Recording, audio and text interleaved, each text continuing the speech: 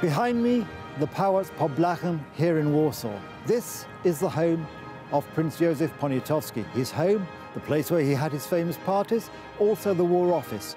Who was Józef Poniatowski? He was in fact a major figure in Polish history. Patriot, general, Minister of War, sometime Marshal of France. Join me in this episode of Poland Daily History, where we learn more about this remarkable Polish figure.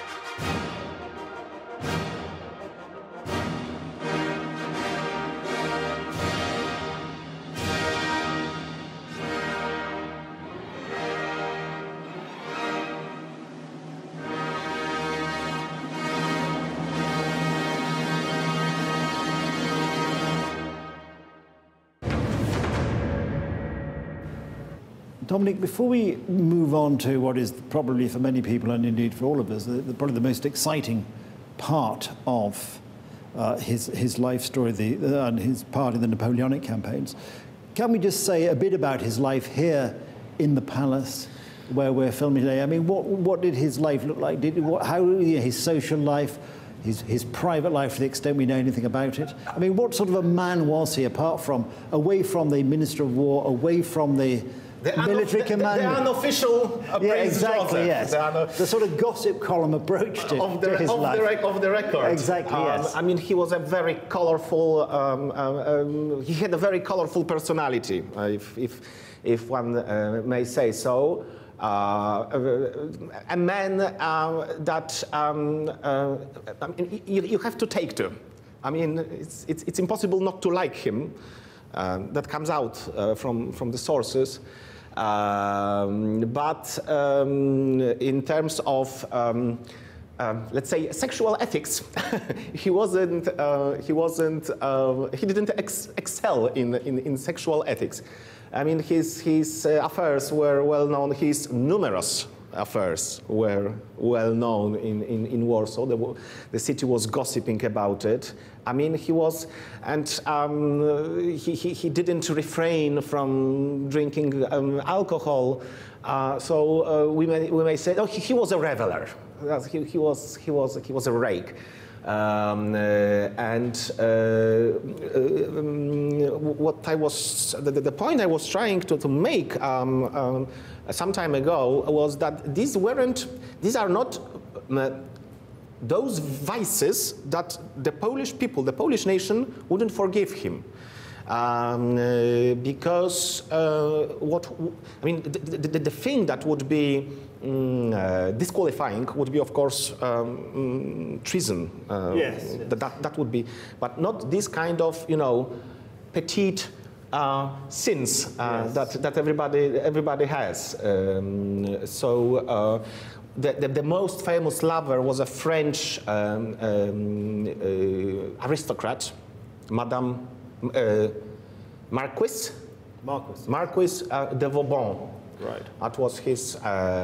Many of those guys and women had to leave France during the revolution, because otherwise that was very risky. They'd have lost their heads. Literally. We've mentioned the future Louis XVIII. Louis XVIII, yes. He was a part of this. Those migration, let's say, to other countries, which were more safe for aristocracy. Many of them travel to Russia, and we find it's very interesting because we find French names at that time, because those guys were quite talented, Yes. well educated, and so on and so on. So we find them out. They pop up in Russian history at that time. That's quite interesting.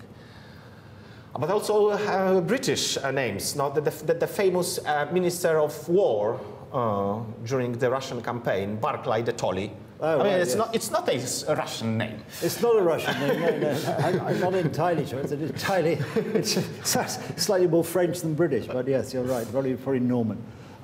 Yes, and so what was the attitude of the sort of population as a whole to his sort of rather exciting social life? If he had ended like this, I mean, drinking and womanizing, that's my theory. He would be remembered badly. But the thing is that there is an ongoing process, and after this binge drinking period, I mean, he becomes a patriot. As we mentioned, the organizer of the Polish army on one hand, and on the other, the victor from Russia, so the savior of the Duchy of Warsaw in 1809. Yes. And on the third hand, he also incarnates the Polish loyalty to Napoleon, which is not important because it is Napoleon, but this Polish loyalty to Napoleon represents the Western orientation of Polish politics. Yes, that is a good point, actually. Yes, this constant tension in this part of the world, but particularly for Poland, because to wanting to be drawing itself to the West and not being. Because we have to be frank. I mean, Poland is where West meets the East. Yes, like in Ukraine, but. Poland is more to the west, Ukraine is more to the east. Yes. And there were attempts to make Poland the western outpost of Russia. And we prefer to be the eastern outpost of Europe than to be a western outpost of Russia.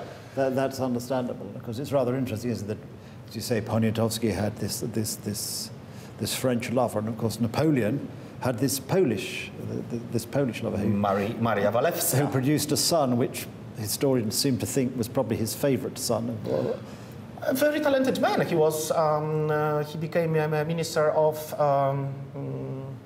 Again, French is coming first to my mind. That's all right. Of foreign affairs during the Second Empire. So Napoleon III was at that time at power. So he must have been talented. Well, he must have been talented. Well, he probably obviously had talented. Yes, had a talented father.